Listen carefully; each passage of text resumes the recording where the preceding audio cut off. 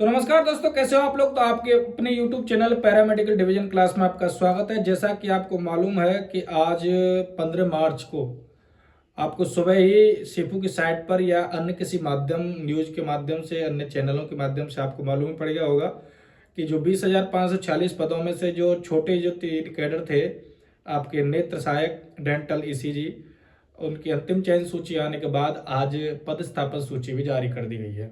ECG के जो 246 पद थे उनमें से आपको 155 जो कैंडिडेट हैं उनकी लिस्ट, जो कैंडिडेट हैं उनकी को लिस्टेड किया गया है, उनका लिस्ट पदस्थापन सूची में नाम है।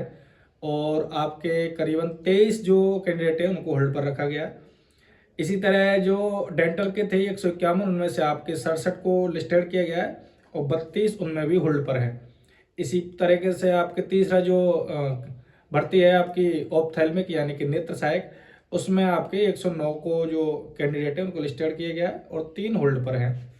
इस तरीके से जो छोटी जो भर्ती थी उसको आपकी को पदस्थापन सूची के साथ और नाम के साथ उनके कहाँ पर उनको ज्वाइनिंग का जो जगह है वो उसके साथ में आपके क्लियर कर दी गई है। अब बाकी जो बची हुई जो बाकी 5 भर्तियां हैं जो मेन हैं, आपकी आरटी की जो लिस्ट है वो पिछले कई दिनों से अंतिम चयन सूची आने के कगार पर है, लेकिन किन्हीं कारणों से पता नहीं किस वजह से बीच में कई दिनों से अटकी पड़ी है और रोजाना का समय निकलता जा रहा है। और आप जैसा कि आपको मालूम है कि कल यानी कि 16 मार्च को इलेक्शन कमीशन ऑफ इंडिया के द्वारा, चुनाव आयोग के द्वारा आपकी कल मीटिंग रहेगी दोपहर 3 बजे। और उसके बाद कभी भी आपकी आचार संहिता लग सकती है, 16 को भी लग सकती है या 17 को भी। इसके बाद कभी भी आपकी आचार संहिता लागू हो सकती है। अब 3 छोटे कैडरों को तो पदस्थापन के साथ लिस्ट निकाल दी गई, लेकिन जो एक कैडर बच रहा है जिसकी अंतिम चयन सूची कभी भी जारी हो सकती है, लेकिन उसका काम पूरा हो चुका है, लेकिन उसकी अंतिम चयन सूची अभी तक जारी नहीं की गई है।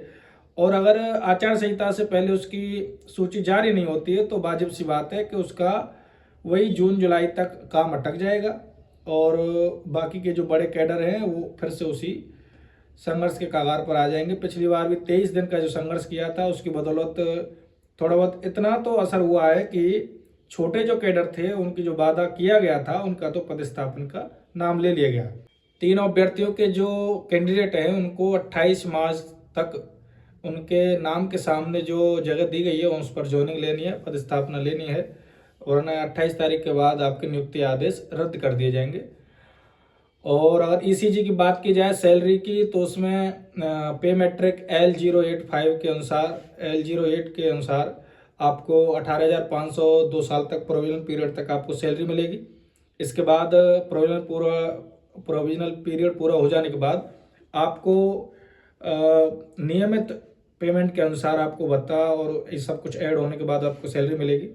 और डेंटल और नेत्र जो ऑप्थेल्मिक है उसके लिए आपको L05 के अनुसार आपके 14,500 सैलरी रहेगी और वही प्रोविजनल पीरियड पूरा होने के बाद नियमित जो सैलरी मिलती है उसमें भत्ता ऐड जो भी है सब कुछ ऐड होकर आपको सैलरी उसके अनुसार मिलेगी।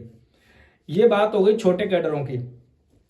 अब बात करें अगर रेडियोग्राफर, लैब टेक्नीशियन, आपके नर्सिंग, आपके एएनएम, आपके फार्मासिस्ट की तो अभी तक प्रोविजनल सूची भी जारी नहीं हुई है। उसका इतने दिनों से काम चल रहा है, कमेटी भी गठित की गई है। अब देखते हैं अब तक उसका काम कब तक होता है, जुलाई या अगस्त तक। लेकिन जो आपके रेडियोग्राफर है उसकी अंतिम चयन सूची आज शाम को या कल तक अगर निकल जाती है तो ये बहुत अच्छा रहता है, क्योंकि आपके आचार संहिता 16 तारीख के बाद कभी भी लग सकती है।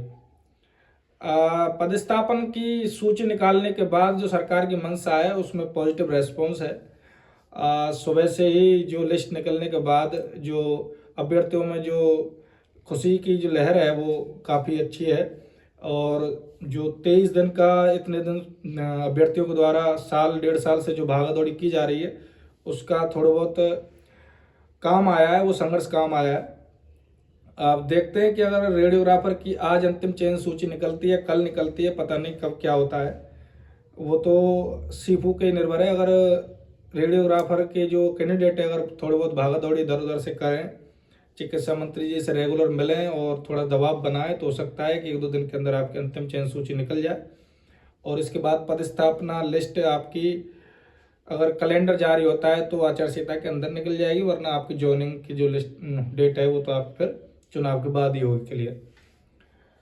आज की जानकारी में बस थोड़ी सी सूचना यही है, और बाकी की जानकारी तो आपको अन्य किसी माध्यमों से मिल ही गई होगी। मेरी तरफ से बस इतना ही है, और तब तक के लिए नमस्कार, धन्यवाद। आप हमारे चैनल पर इसी प्रकार बने रहिए, और अगर आपको हमारी जानकारियाँ ठीक लगती हैं तो आप हमारे चैनल को सब्सक्राइब कर सकते हैं। तब तक के लिए धन्यवाद।